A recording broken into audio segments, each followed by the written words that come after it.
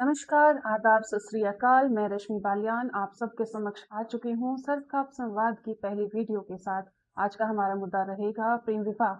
हाल ही में जो खाप पंचायत हुई है, वहां से जो मैसेज युवाओं को गया है, मैं कहीं ना कहीं उसको अधूरा मानती हूँ। सोशल मीडिया पर सभी वीडियोस देखने के बाद मैं एक कंक्लूजन पर जरूर पहुंची हूँ कि हमें इन मुद्दों पे रूबरू होना चाहिए। और इस वीडियो के माध्यम से मैं चाहूंगी कि आप लोग भी इसमें पार्टिसिपेट करें। अपने क्वेश्चंस, डाउट्स या कोई भी ओपिनियन हो, आप मुझे मैसेज कर सकते हैं। मैं आपको बताना चाहती हूँ कि कोई भी खाप प्रेम विवाह के खिलाफ बिल्कुल भी नहीं है। उनकी सिर्फ दो मांगे हैं, एक तो परिवार की उपस्थिति और दूसरी उनकी सहमति। ये दोनों होने के बाद ये अनिवार्य हो जाएगा कि आप घर से भागकर या कोई भी ऐसा गलत कदम ना उठाएं जिसकी वजह से उन्हें शर्मिंदगी का सामना करना पड़े। तो ये सबसे ज़रूरी है कि हम अपने परिवारों की भावनाओं को समझें और उनसे विचार विमर्श के बाद ही किसी भी तरह के प्रेम विवाह में आगे बढ़े। दूसरा पॉइंट ये है कि खाप का मानना ये है कि किसी भी तरह के आकर्षण को आप प्रेम ना समझें। प्रेम वही है जहाँ पर स्थायित्व है। उनका मानना है कि जहाँ प्रेम विवाह होता है वहाँ पर घर ज़्यादा दिन नहीं बसते। मैं इस ओपिनियन से बिल्कुल वाकिफ नहीं रखती, क्योंकि मैंने अनेकों एग्जाम्पल्स देखे हैं।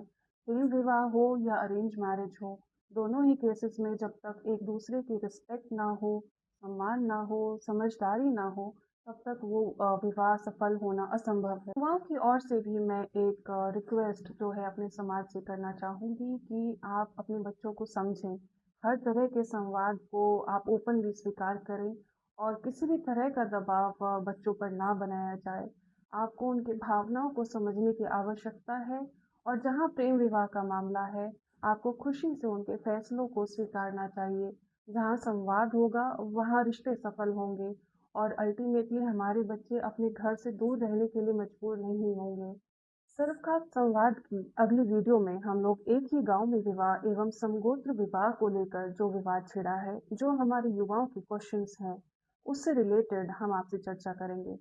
मैं चाहूंगी कि इस वीडियो के कमेंट्स में यदि आपके पास कुछ सवाल हैं जो आप चाहते हैं मैं उन्हें एड्रेस करूं, तो अगली वीडियो में मैं आपसे ज़रूर उस पर चर्चा करूंगी।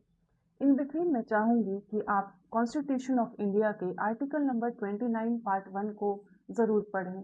आर्टिकल नंबर 29 पार्ट 1 कहता है कि any section of the citizens residing in the territory of India or any part thereof having a distinct language, script or culture of its own shall have the right to conserve the same। अब ये article हमारे समगोत्र विवाह एवं एक ही गांव में विवाह से कैसे जुड़ा हुआ है, इसके बारे में हम चर्चा करेंगे अपनी अगली वीडियो में। तब तक मैं चाहूंगी कि आपका कोई भी सवाल समगोत्र विवाह या एक ही गांव में विवाह से जुड़ा हुआ हो, तो आप मुझे ज़रूर लिख भेजिए, जिस पर हम अपनी अगली वीडियो में चर्चा कर सकें। और हाँ, मैं आपसे अपेक्षा करती हूँ कि हमारे सामाजिक न्यायिक व्यवस्था सर्वखाप की इज्जत और सम्मान आप बरकरार रखें। यदि कहीं भी कोई भी कन्फ्यूजन है, डाउट है, तो आप मुझे कभी भी कांटेक्ट कर सकते हैं। Thank you. Good night.